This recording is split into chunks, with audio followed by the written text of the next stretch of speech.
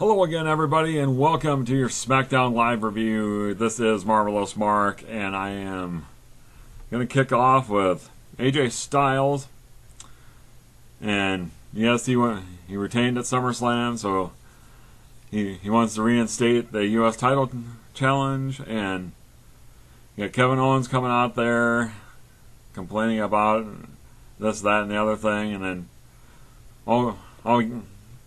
can't have those two out there without Shane O'Mac. So, long story short, if Kevin Owens loses, he gets no more shots at the U.S. title while AJ is champ.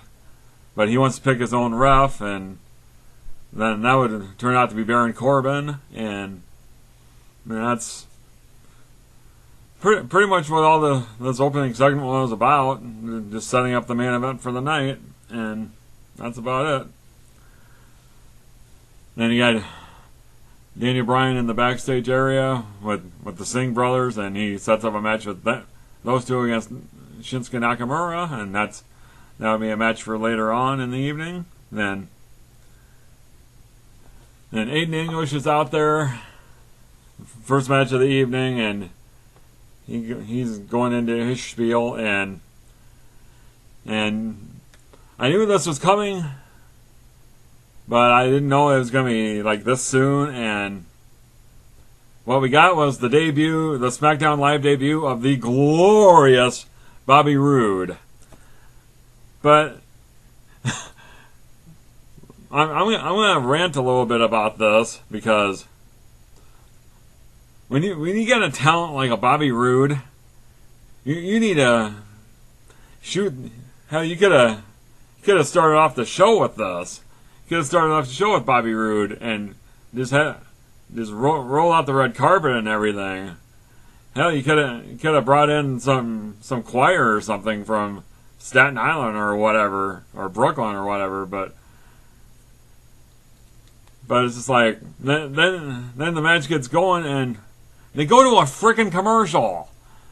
This is Bobby Roode's debut, and you're going to a freaking commercial. Yeah, you got the split screen so you can see what's going on one side, but this is Bobby Roode's debut, and you're going to a freaking commercial. What the fuck are you doing, WWE? Seriously here. Sure, Roode wins with his finisher, but that's not the story here.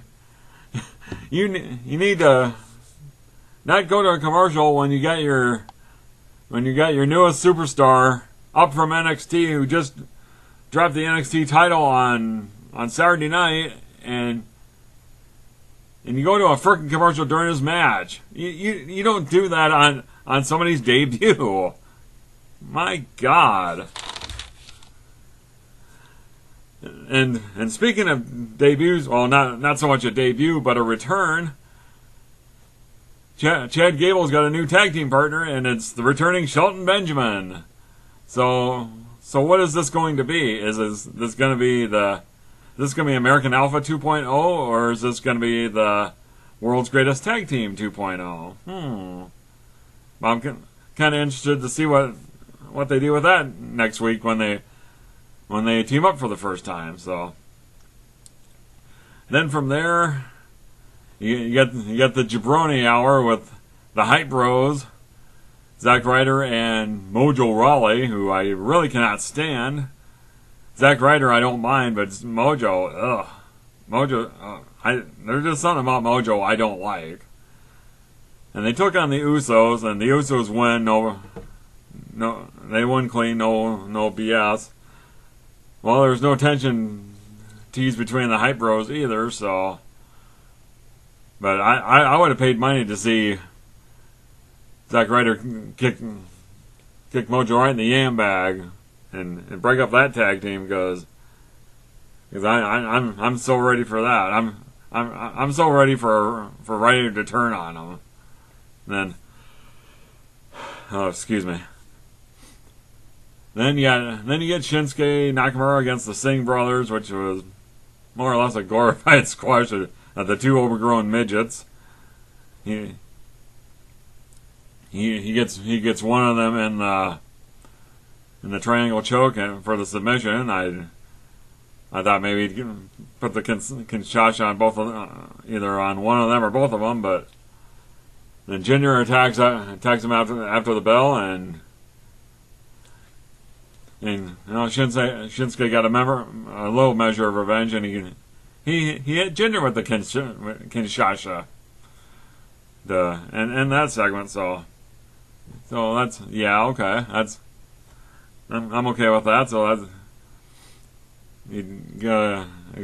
hopefully they'll establish him to get another shot down the road. But then you had your women's tag team match on the new SmackDown Live Women's Champion, Natalya, teaming up with Carmella against Naomi and Becky Lynch.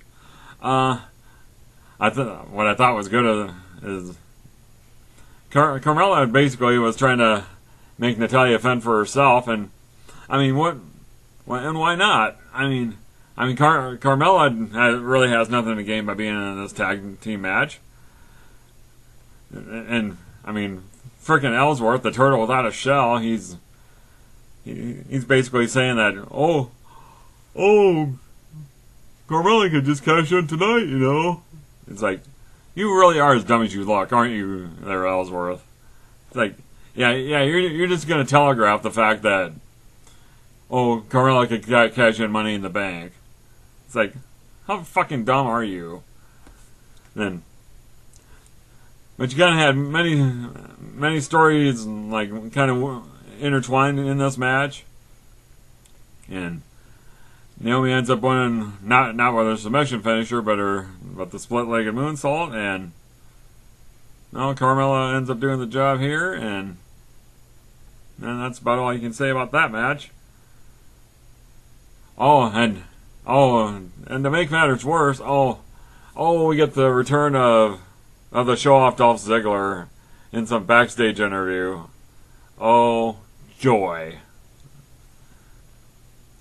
And then you get to the main event for the U.S. Championship. AJ Styles defending one more time against Kevin Owens. You know, I don't really need to see AJ, as much as I like both these guys, but I don't need to see AJ Styles against Kevin Owens every damn week on SmackDown Live. Baron Corbin was the special referee, and this match really wasn't. I mean, it was decent for what it was and all. I didn't think it was as good as their SummerSlam match. This match is pretty well overbooked. It looked like a Vince Russo special. Shane O'Mac ends up coming out of there towards the end, and basically tell Corbin that he's doing a shitty job, more or less.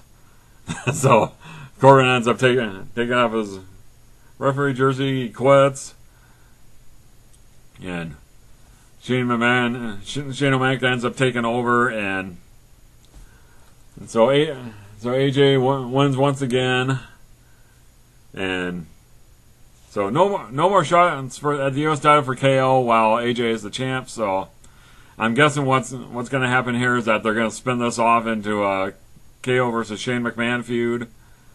Maybe they're going to have a match at the next.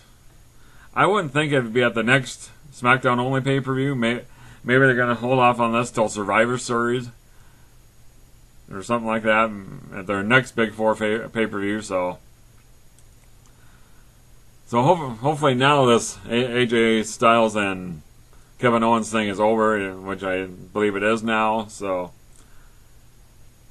but as far as the show goes, it's really only about one thing, and it's the debut of the glorious one, Bobby Roode.